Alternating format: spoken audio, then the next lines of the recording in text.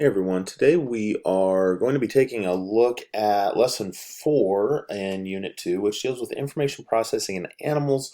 One of the main things about animals that, I don't know, kind of separates them, I guess, from some of the other groups is that as you get into higher organisms like us, I guess you could say, um, we have really, really well developed nervous systems, okay? And we really have a good ability to sense our environment, to respond to our environment, to react to the things that are happening out there around us. So that's kind of what we're taking a look at here in this lesson. I mean, information processing, it's going to happen in all types of organisms, but we're going to focus on animals here today. Okay, so it says there, by the end of the lesson, you'll be able to explain the relationship between information processing and animal behavior. Okay, so the first thing that starts out with here is just, our little picture of a housefly. Number one says, have you ever tried to swat a fly? If so, it's not easy. I think a fly is able to anticipate so well. And if I can make my text box work here, um, you know, it's just has really good reaction times. It has really large eyes. It's probably learned from experience a little bit, but I don't know. I put no there. I shouldn't have a no there because I have tried to swat a fly before. But anyway, it's just got really good reaction time. So you have to be really quick if you're going to use a fly swatter, or definitely if you're going to try to use your hands to swat a fly. So it says to gather more information as we go through this about flies and how they have such good reaction times. Okay, so little example here that's going to get us into this term down below, homeostasis. Let me mention that term real quick. It says here, homeostasis is the process by which the inside of the body maintains stable conditions. The example they're using here relates to heat in your body, okay, body temperature, and in this case we've got a couple animal examples here for body temperature. All right, so if the body temperature drops in an animal, warming behaviors, the animal can move into the sun, it could lay on something warm. If we're talking about a lizard, it can shiver, it could burrow down into the leaves or into the dirt to try to get warmth from the earth. Okay, so heat is retained, we get to a normal body temperature. But then if the body temperature starts to rise, there's also things that an organism could do. Move out of the sun, find some shade, panting, get into the water. If you've ever had a dog that has a water bowl outside, you'll see it jump into that bowl and start playing around in the water, right? So that will lose or release heat to the environment, and that will hopefully return the organism to a normal body temperature. Okay, so homeostasis, it's a feedback cycle to where for body temperature as an example, when the body temperature starts to go up, okay, there will be things that happen. This is a negative feedback cycle. There'll be things that happen to try to bring that temperature back down. If the temperature goes too low, things will happen to try to bring that temperature back up. So anytime you see this negative feedback, the actions in the organisms are going to do the opposite of what's happening, right? So bringing the temperature back down or pushing the temperature back up, we have things that make it go the opposite way, basically. Okay, homeostasis, kind of the classic example of that, has to do with the thermostat in your house, right? You set it at a certain temperature, and if it gets too warm in your house, the air conditioner kicks on, and that's going to drop that temperature back down. If the temperature gets too low in your house, the heat could kick on, and that could push the temperature back up. So in your body, there's a lot more systems going on than just body temperature, but that's kind of a classic analogy that tends to get used for looking at homeostasis. I mentioned negative feedback there. There's also the potential for positive feedback. Okay, well let's look at number 3 real quick. It says dog responds to stimulus of feeling hot by panting. When the dog cools down, it stops panting. This is negative feedback, right? Dog gets hot, it does something. It pants to, instead of being hot, to cool it back down. So it goes the opposite way. Positive feedback does exist. Not too many spots that we see positive feedback. A woman going into labor is an example of positive feedback. The blood clotting process in your body is sort of a positive feedback thing, with some of the chemicals attract more platelets to give you that blood clot. So, positive feedback things kind of ramp up until you get to a certain point, and then negative feedback kicks back in as well. So we see a lot more examples of negative feedback. Let's see. So again, going along with our advanced nervous systems, we have to be able to sense the environment. Okay, so lots of different types of sensory receptors that we have in our bodies. Those are going to detect a stimulus from outside of our body. And in our little picture here, we've got a butterfly landing on somebody's finger.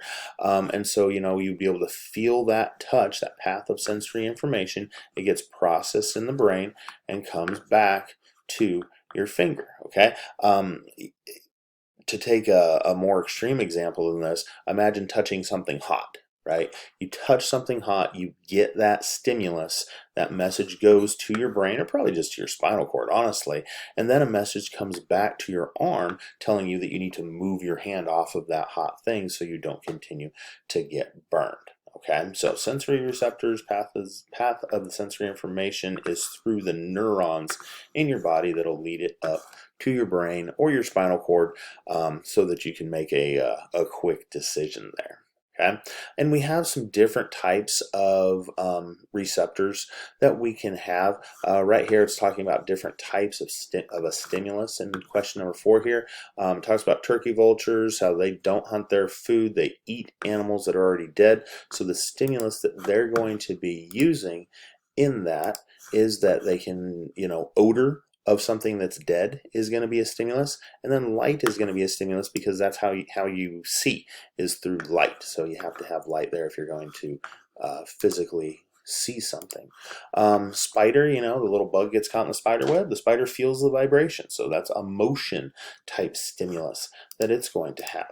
And then finally, our friendly neighborhood chameleon down here at the bottom.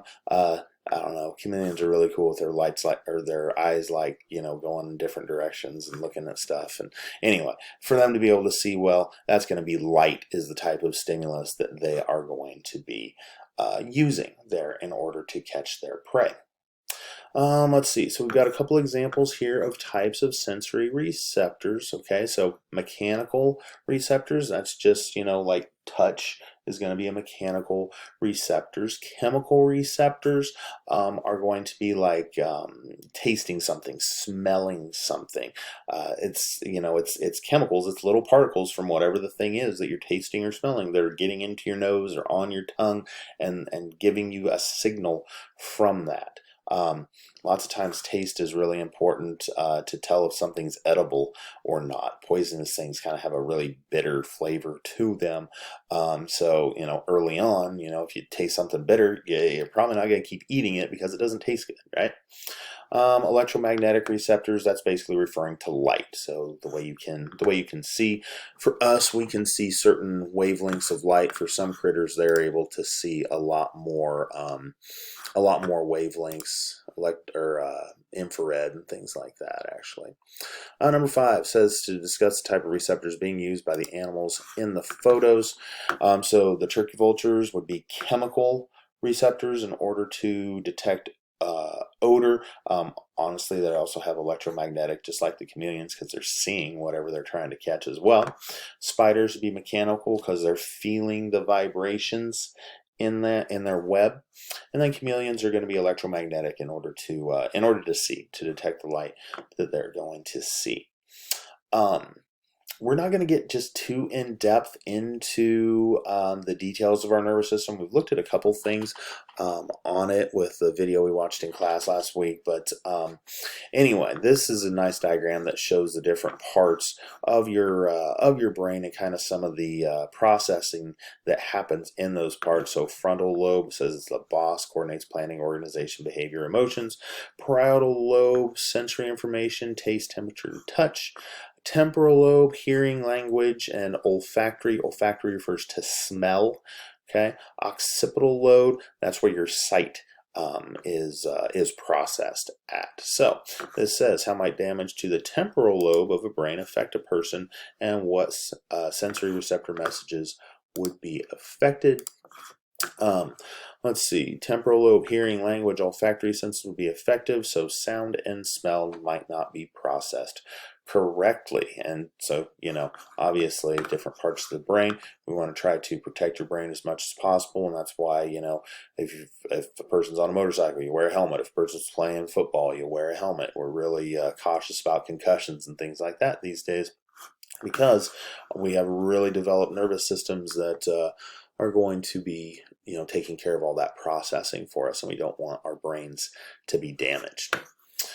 All right, so at this point it says, think back to the picture of the fly. Which types of stimuli is the fly responding to when you try to catch it? Basically, motion is what it's sensing there. It's got big eyes. It's not really hearing you. Basically, the eyes can reach clear to the back of its head, and it can see really, really well. So motion is basically what we're looking at there.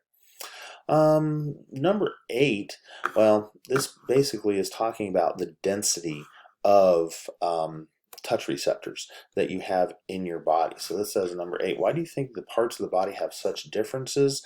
Write an argument to explain the differences in sensitivities. And basically what this all has to do with is the fact that if you are looking at a sensitive body part like your fingers or your toes, those body parts are going to have a higher density of nerves in them. They'll be really, really close together. If you compare that to like the middle of your back, the nerves are actually really far apart. Well, you're not like touching or tasting or feeling if something's hot typically with the middle of your back, so the nerves just don't need to be that close. With your fingers, you're touching things, you're picking up a pencil, you really have to feel that more, so you have more nerves in that area to be able to sense the external environment.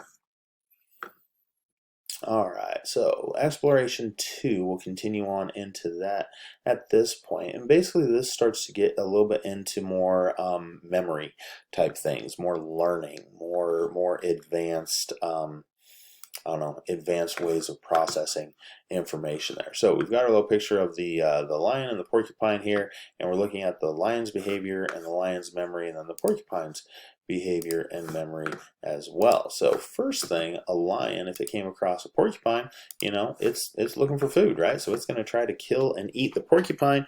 But on the second encounter with a porcupine, that lion's probably going to remember the painful quills and probably is not going to bother the porcupine anymore. Okay, same thing if we look at the porcupine. Okay, the first time that a porcupine comes across a lion, it might run away. That's just being smart and trying to survive, right? Second encounter with the lion, the porcupine knows, oh, hey, that lion ran away. It didn't eat me. My quills repel lions, so I'm able to bristle my quills up and kind of stand my ground, right?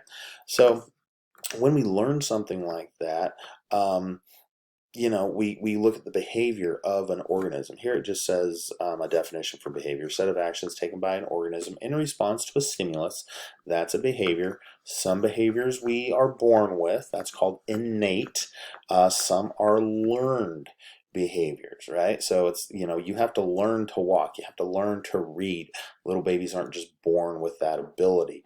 Some critters, are born with the ability to like swim, like a whale. It's not just going to sink immediately when it's born. It knows how to swim. It knows how to sense its mother, things like that. So just some different ways that we get those typical behaviors there. All right. Next little part is just kind of analyzing some trends that we see here. Just kind of, I had to do these questions just to remind you of the independent and dependent variable things here that we talked about early on. So independent variable from this example is going to be the month that we're looking at across the bottom. The dependent variable is the weight of the mouse. If we look closely at that, we can see that our mice are gaining most of their weight here during the summer months from July through September.